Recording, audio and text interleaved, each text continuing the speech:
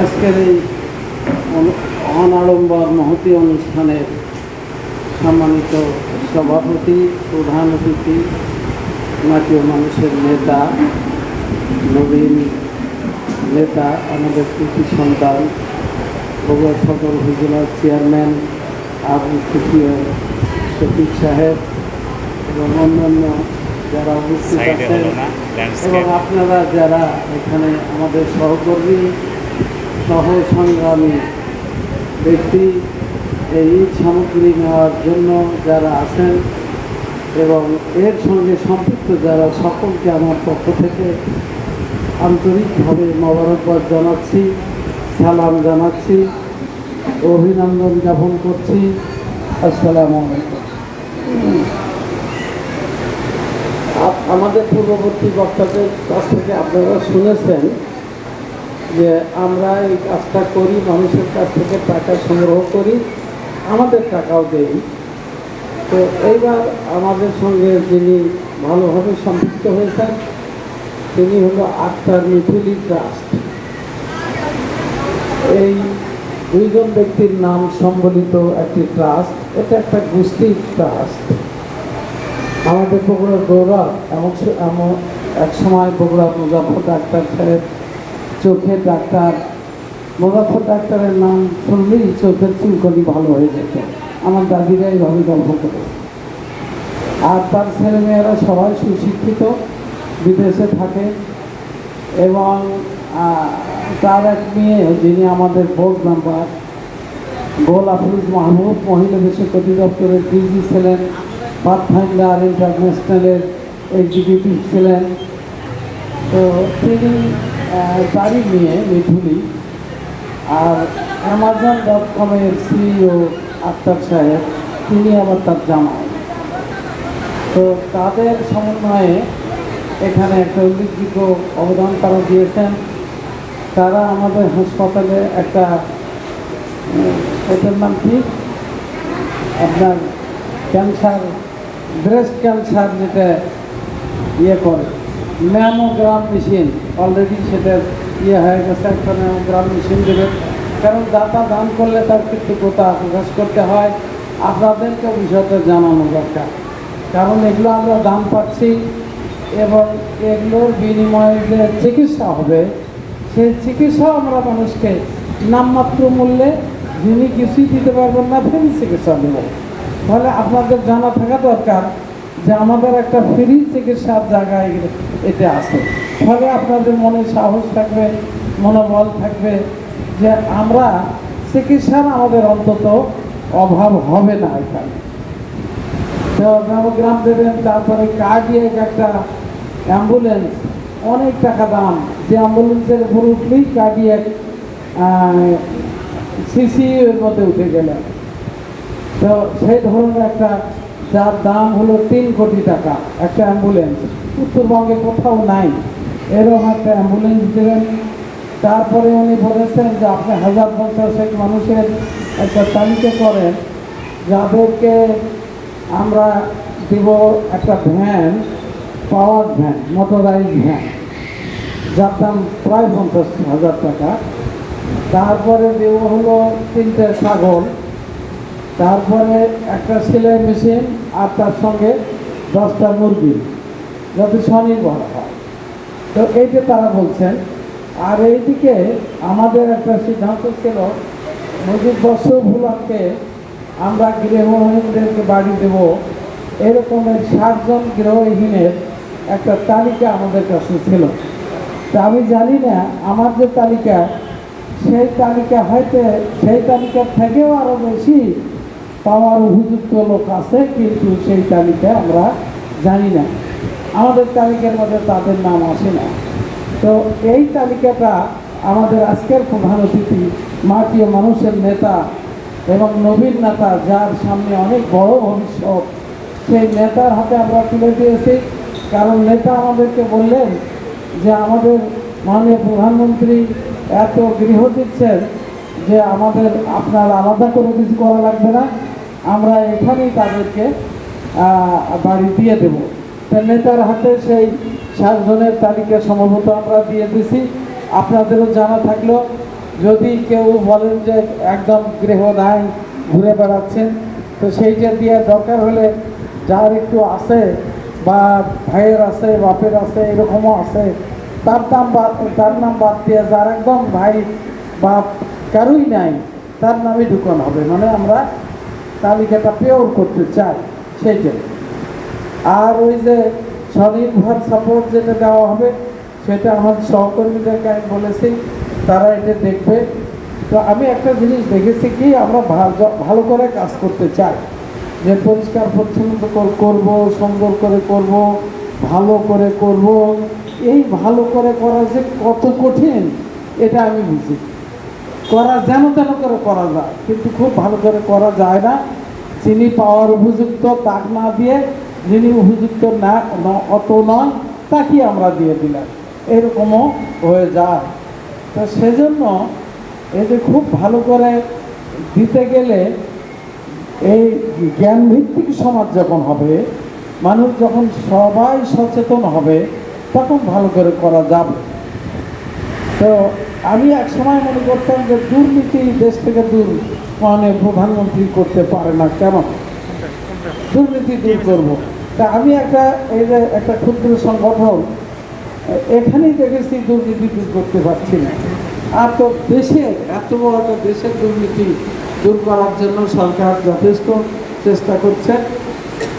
এবং আমাদের দেশের সরকার, এই সরকার নাস্তিক সরকার নয়, আস্তিক সরকার, ধর্ম অনুশীলনকারী সরকার, সকল ধর্ম বিশ্বাসী সরকার, সকল ধর্মের শ্রদ্ধাশীল সরকার।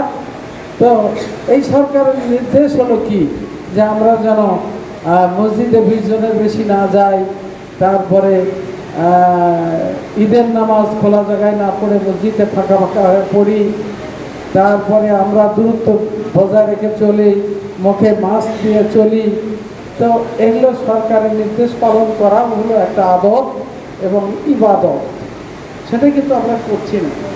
তবে একটা কথা, এই যে যারা আমার সামনে যারা আপনারা বসে আছেন, তাদের এই করোনা আমি অনুসন্ধান করে দেখেছি, আমাদের মেডিকেল কলেজ হাসপাতাল থেকে প্রায় কয়টা গবেষণা করেছেন,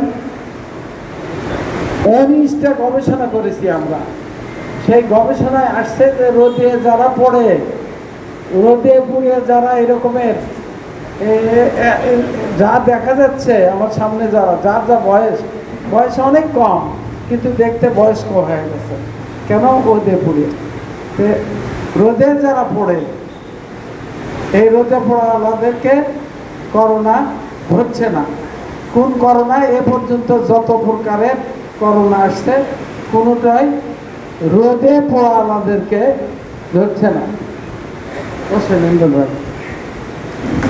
তাদেরকে রোদে গেলে ধরে না। তো এটা আল্লাহর একটা রহম। কিন্তু এই ভারতেও তো এরকমই ছিল। তারপরে নতুন একটা জাত আসছে, সে জাত আগলে জাতের মতো নয়, নতুন জাত। সেই জাত ফটাফট সবাইকে ধরতেছে, গরিবকেও ধরতেছে।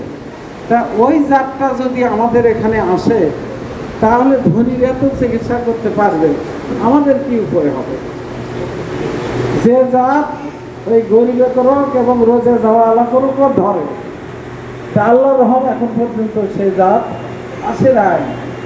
কারণ রাজস্থানের, মধ্যপ্রদেশের এবং দিল্লিরও আমার এক সেক্রেটারি, আগের সেক্রেটারি ছিল, সে গোটা দিল্লি চষে বেড়ায়, দীপা, সে ওখানে আসে, প্রতিনিয়তই তার সাথে আমি কথা বলি।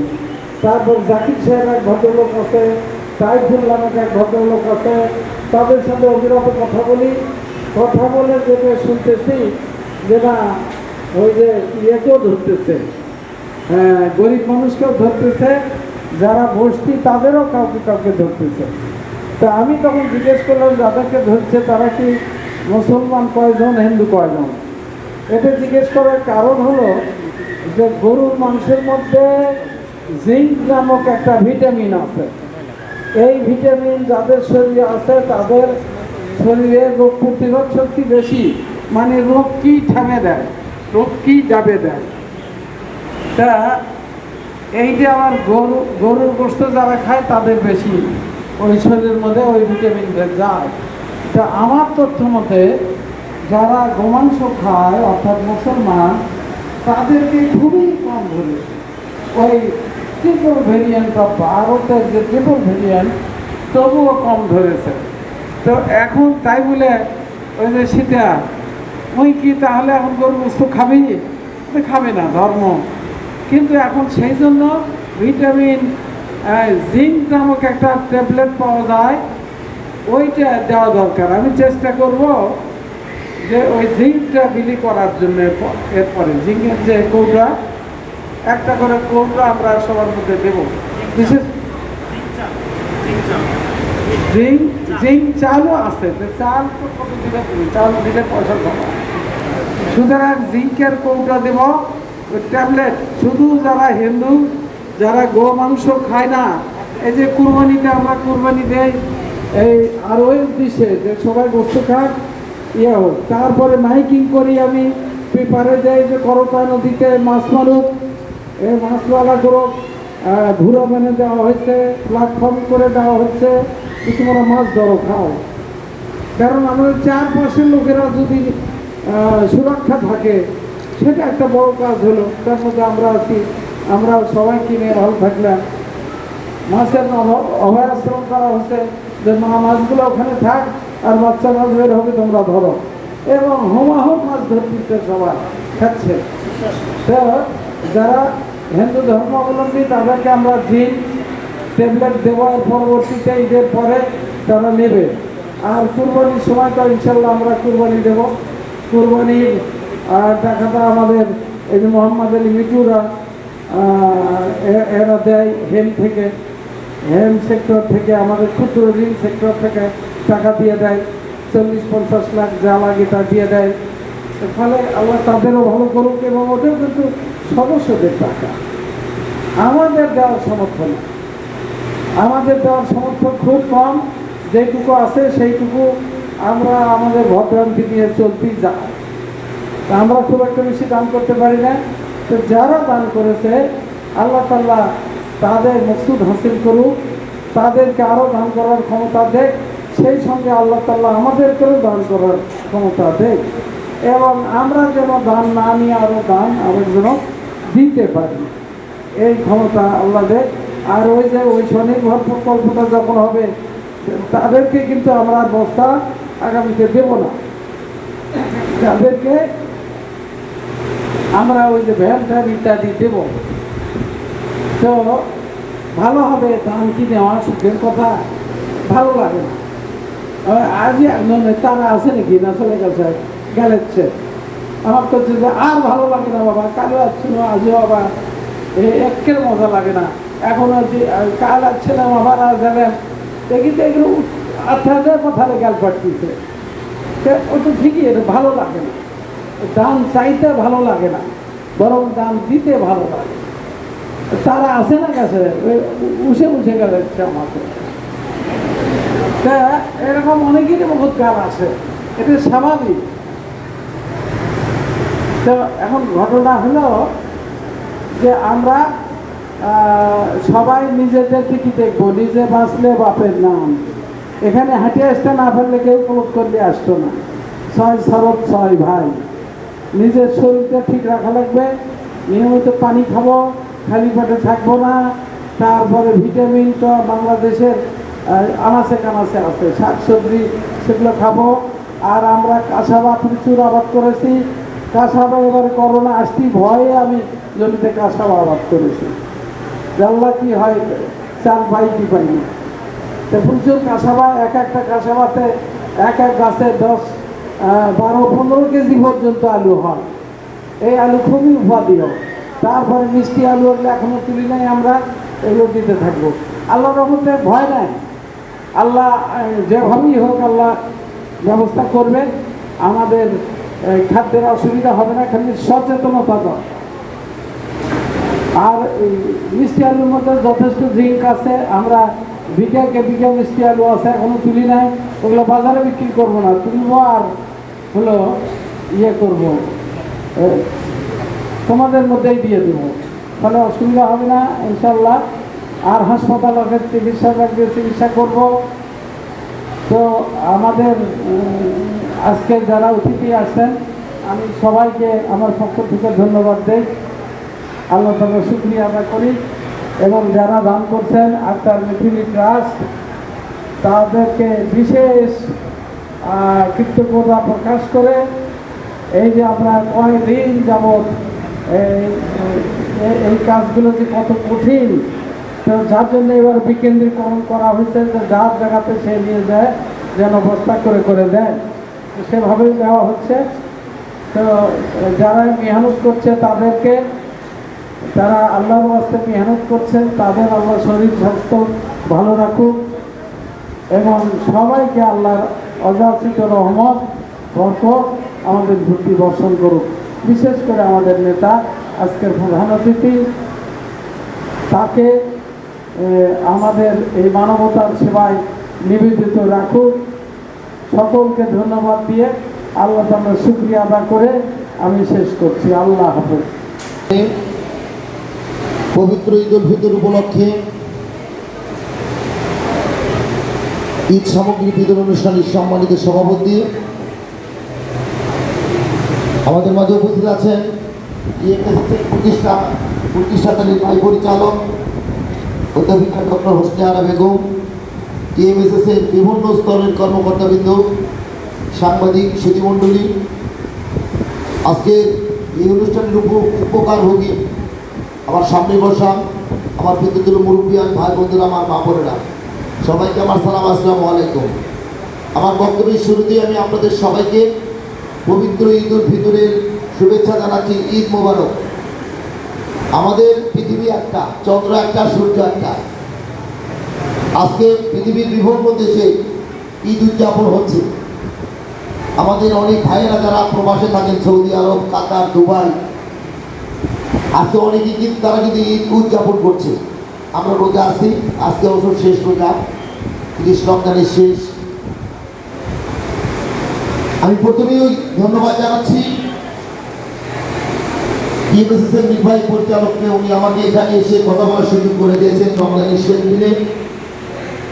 আজকে যে ট্রাস্টের মাধ্যমে এই মানুষের মাঝে ঈদ সামগ্রী বিতরণ করছে, আমি সেই ট্রাস্টের যারা কর্মকর্তা তাদের প্রতি কৃতজ্ঞতা জানাচ্ছি সদর উপজেলা পরিষদের পক্ষ থেকে, এবং তাদের পরিবারের সকলের বিধি আত্মার মাগফিরাত কামনা করছি যারা আমাদের মাঝ থেকে বিদায় নিয়েছেন। টিএমএসএস এরকম অনেক জনহিতৈষীকর কাজ করে থাকেন, আমরা সবাই জানি। টিএমএসএস প্রতিষ্ঠা লগ্ন থেকেই মানুষের কল্যাণে কাজ করছেন, এখন আরো বেশি বেশি কাজ করবে, এটি আমাদের প্রত্যাশা। আমি সবসময় এই জিনিসটা বলি, সব মানুষের পক্ষে সম্ভব না ভালো কাজ করা। আল্লাহ যাকে ক্ষমতা দেন ভালো কাজ করা তিনি করতে পারেন। আজকে আমাদের টিএমএসএস এর নির্বাহী পরিচালক যে কথাগুলো এখানে আপনাদের সামনে বলেছেন, আমি কথা বাড়াবো না। আপনারা সেই জিনিসগুলো একটু মনোযোগ দিয়ে শুনেছেন, আমি দেখছি আপনারা খুব মনোযোগ দিয়ে শুনছেন, সেইটা আপনারা বাস্তবায়ন করবেন। এই যে করোনা নিয়ে আমরা কথা প্রসঙ্গে আসবো করোনা, কারণ এর চাইতে বড় সমস্যা পৃথিবীতে বর্তমানে আর কিছু নাই। আমাদের পার্শ্ববর্তী দেশ ভারত আমাদের চাইতে মানে স্বাস্থ্য সেবায় অনেক, অর্থনীতিতে অনেক দূরে গিয়ে। আচ্ছা, সেই ভারতে কি অবস্থা, প্রতিদিন কত মানুষ মারা যাচ্ছে, কিসের জন্য জানেন? অক্সিজেনের অভাবে। অক্সিজেনের অভাবে ভারতে প্রতিদিন হাজার হাজার মানুষ মারা যাচ্ছে। এমনভাবে মানুষ মারা যাচ্ছে যে বাবার লাশ ছেলে কাঁধে করে কবরস্থানে যাচ্ছে, শ্মশানে যাচ্ছে, ওই লাশ তারকে ধরবে এরকম লোক পাচ্ছে না। ছেলের লাশ বাবা কাঁধে করে নিয়ে শ্মশানে যাচ্ছে, কবরস্থানে যাচ্ছে। এগুলো আমরা অবশ্যই এখন টিভির বদলতে কিন্তু আমরা সবাই দেখি। আপনারা একটু সচেতন হব। আমরা যদি সচেতন হই, আমি নিজে সুরক্ষিত থাকবো, আমি সুরক্ষিত থাকলে আমার পরিবার সুরক্ষিত থাকবে, আমার পরিবার সুরক্ষিত থাকলে সমাজ সুরক্ষিত থাকবে, দেশ সুরক্ষিত থাকবে, আমরা সবাই মিলে ভালো থাকবো। গতকাল আমি এই সিএনজি স্টেশনে এসেছিলাম গাড়িতে গ্যাস নেওয়ার জন্য, দুপুরের দিকে 2টা বা 2:15টার দিকে।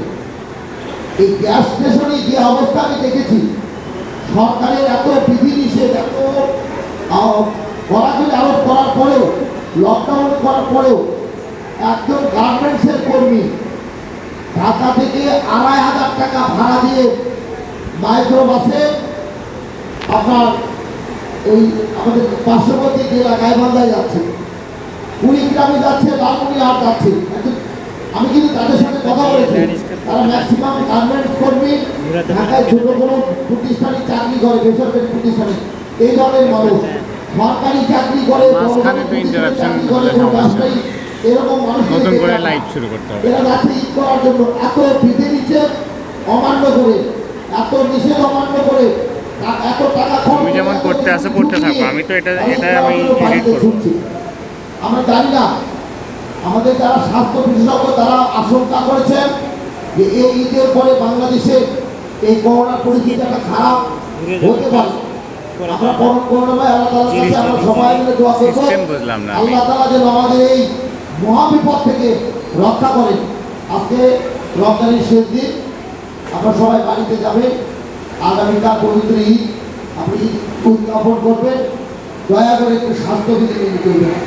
সরকার ঘোষণা করে যে চায় নামাজ পড়া যাবে না, আমরা মসজিদে ঈদের নামাজ আদায় করব, আমরা খোলাখুলি করবো না, আমরা খোলাখুলি করবো না, কারণ এই নিঃশ্বাসের পদ্ধতিই কিন্তু এই জিনিসটা বেশি সংক্রমণ হয়। আমরা সবসময় মানুষের কাছ থেকে ৩ ফুট দূরত্বে থাকার জন্য আমরা চেষ্টা করবো, যাতে করে আমার নিঃশ্বাস আর একজনের কাছে না লাগে, আর একজনের নিঃশ্বাস আমার কাছে না লাগে। এভাবে যদি আমরা চলতে পারি, ইনশাআল্লাহ আমরা নিরাপদ থাকবো। এখন আমরা বাংলাদেশ অনেক ভালো আছি, অনেক ভালো আছি আমরা, ইনশাআল্লাহ আমরা ভালো থাকবো, কিন্তু আমরা একটু সচেতন থাকি। তো আমি আর কথা বাড়াবো না, বিএমএসএস এর কর্তৃপক্ষের প্রতি কৃতজ্ঞতা জানাচ্ছি। আগামী দিনে মানুষের কল্যাণী আরও বেশি বেশি করে ভালো কাজ তারা করবে। আমরা যেখানেই কাজে রাখবো, আমরা সহযোগিতা করা রাখবো, আমরা সেখানে সহযোগিতা করবো। উপজেলা পরিষদের পক্ষ থেকে এই প্রত্যাশা ব্যক্ত করে আপনাদের সবার সুস্বাস্থ্য, দীর্ঘায়ু এবং মঙ্গল কামনা করে আবারও সবাইকে পবিত্র ঈদ উল ফিতরের শুভেচ্ছা, ঈদ মোবারক জানিয়ে আমি আমার কথা বলা শেষ করছি। সবাইকে ধন্যবাদ। খোদা হাফেজ। জয় বাংলা, জয় বঙ্গবন্ধু, বাংলাদেশ চিরজীবী হোক। আসসালামু আলাইকুম। অসংখ্য ধন্যবাদ আজকের অনুষ্ঠানের প্রধান অতিথি বগুড়া সদর উপজেলা পরিষদের সম্মানিত চেয়ারম্যান মহোদয়কে। এই পর্যায়ে সভাপতি সমাপনী ভাষণ বক্তব্য রাখার জন্য অনুরোধ করছি মোহাম্মদ আনারুল ইসলাম বাচ্চু, উপদেষ্টা একজন সদস্য এলাকা।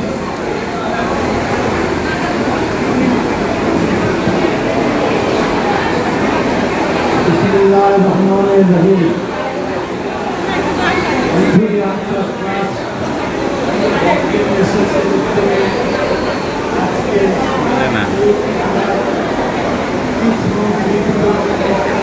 মাইকের কি সমস্যা? মাইকের সমস্যা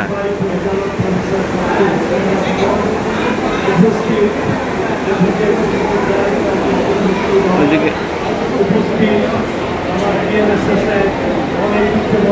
কর্মকর্তাবৃন্দ, পরিচালকবৃন্দ এবং সাথে বিশিষ্ট উপকর্মী ভাই বোন এবং যারা মন্দিরকে শুনছেন, এখানে আমার গ্রামবাসী বরিষ্ঠ প্রফেসর মাস্টার খান সাহেব বলেছেন করোনাকালীন সময়ে আপনাকে কী কী করতে হবে। এখনই আমার উপজেলার চেয়ারম্যান সম্মানিত সাহেব বলেছেন, আমি ওনাকে অ্যাড্রেস করতে ভুলে গেছি। আমার অত্যন্ত সম্মানী নির্বাচিত উপজেলা চেয়ারম্যান আমার ছোট ভাই শফিক সাহেবও বলেছেন করোনাকালীন সময়ে আপনাদেরকে কীভাবে থাকতে হবে, কীরকমভাবে চলতে হবে। অতএব ওইদিকে আমি কথা বলবো না, শুধু আল্লাহর কাছে প্রার্থনা করব আজকে এখানে যারা আমরা উপস্থিত আছি কেউ যেন করোনা আক্রান্ত না হয়। আমি এখানে আমরা ইস্তিয়ারা ম্যাডাম পরিচয় দিয়েছে, আমি একটু ডিটেলস পরিচয় দিয়ে সবাইকে ধন্যবাদ দিয়ে, সভাপতির দায়িত্ব হলো ধন্যবাদ দেওয়া, সেই ধন্যবাদ দিয়ে আমার বক্তব্য শেষ করব। ডক্টর মুজাফফর রহমান, মফিজ পাগলার মোড়ের পরের মোড়, পিটি স্কুলের মোড়, সেখানে ওনার নিবাস ছিল। কলকাতা থেকে উনি এমবি তখন এমবি করে বগুড়ায় সাতানি বাড়ির ওখানে একটা কোনার মধ্যে, যেটা সব ট্রাভেলস হয়েছে এখন জেলা স্কুলের প্রাচীর আর সাতানি বাড়ির প্রাচীর, ওই গলির মধ্যে ওনার ডিসপেন্সারি ছিল। উনি একাধারে চক্ষু চিকিৎসক ছিলেন, একাধারে জেনারেল ফিজিশিয়ানও ছিলেন। সম্পর্কে আমার দাদা শ্বশুর ডক্টর মুজাফফর রহমান, উনি সকালবেলা মর্নিং ওয়াক করতেন আর আমার বাসায় এসে দরজায় লাঠি দিয়ে বাড়ি দিতেন। আমার স্ত্রীকে ডেকে বলতেন, এই ঝর্ণা ওঠ ওঠ, আর কতক্ষণ।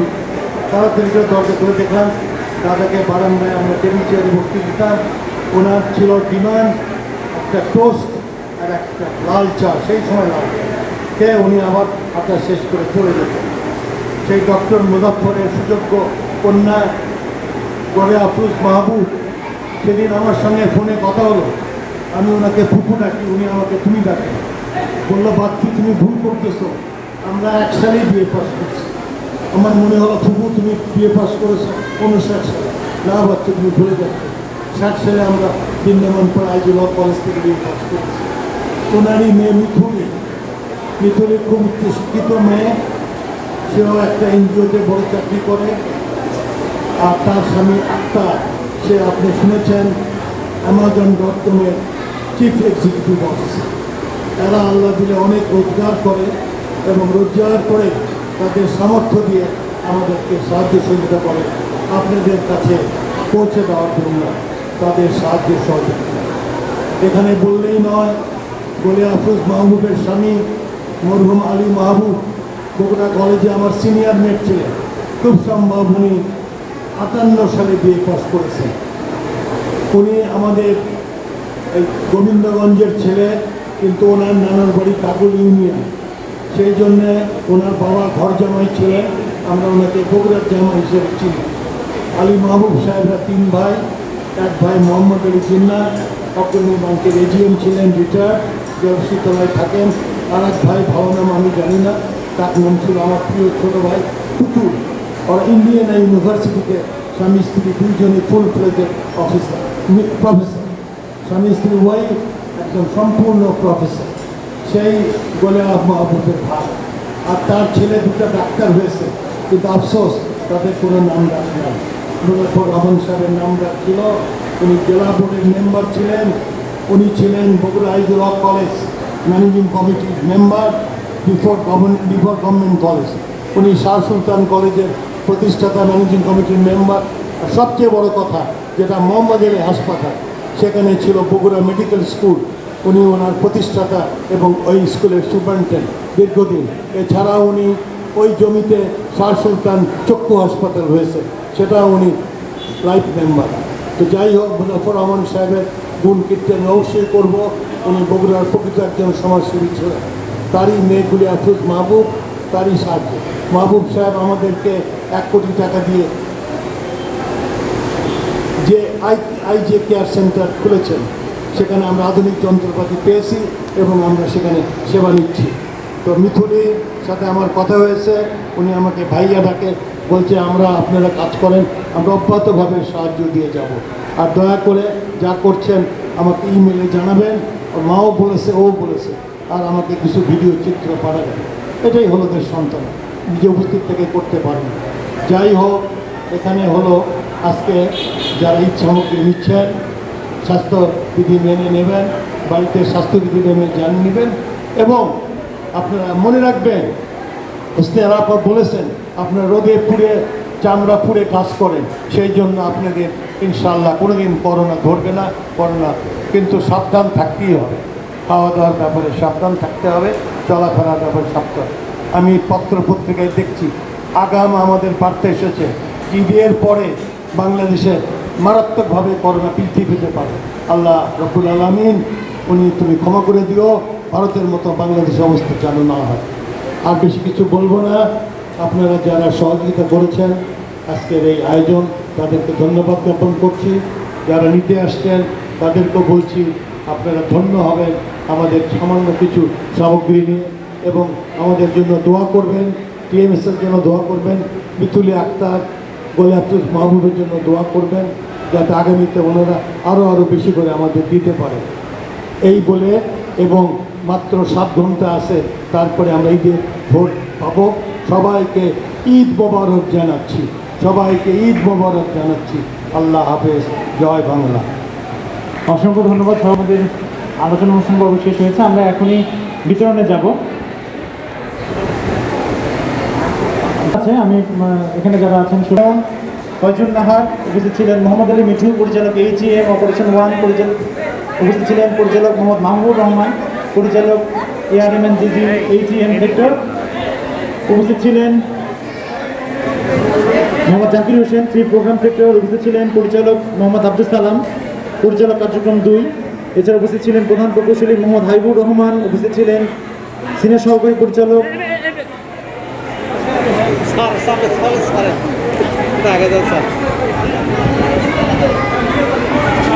এছাড়া আমাদের সিস্টার কনসার্ন BCL গ্রুপ ডিজির ব্যবস্থাপনা পরিচালক মহোদয় আসতে চেয়েছিলেন, কিন্তু এখানে কোভিড আমাদের যেহেতু অনেক লোকজন আছে, অতিথি আছে, ব্যবস্থাপনা পরিচালক মহোদয়কে অন্য একটি অনুষ্ঠানে অংশগ্রহণ করার জন্য নির্বাহী পরিচালক মহোদয় বলেছেন জন্য এখানে অংশগ্রহণ করতে পারেননি।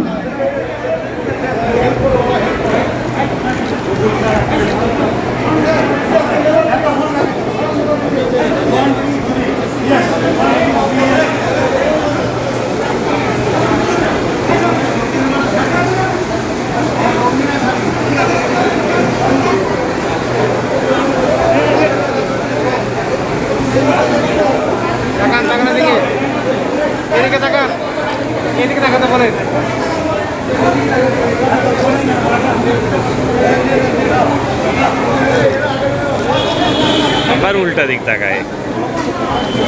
উপস্থিত আছেন মোহাম্মদ রফিকুল ইসলাম সিনিয়র সহকারী পরিচালক, উপস্থিত আছেন মোহাম্মদ মোমিনুল হক উপপরিচালক, এছাড়া উপস্থিত আছেন আমার মোহাম্মদ খুরশিদ আলম।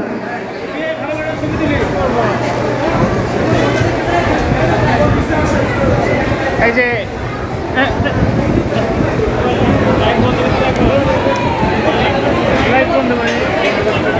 এছাড়া বিতরণ অনুষ্ঠানে উপস্থিত আছেন professor doctor Mohammad Hasnat Ali trustee সদস্য, পূর্ণ university of science and technology trust এবং TMSS-এর সাধারণ পরিষদের সম্মানিত সদস্য এবং অধ্যাপক রাজশাহী বিশ্ববিদ্যালয়। সকলকে আজকের এই বিতরণ অনুষ্ঠানে অংশগ্রহণের জন্য ধন্যবাদ জানাচ্ছি, কৃতজ্ঞতা জানাচ্ছি।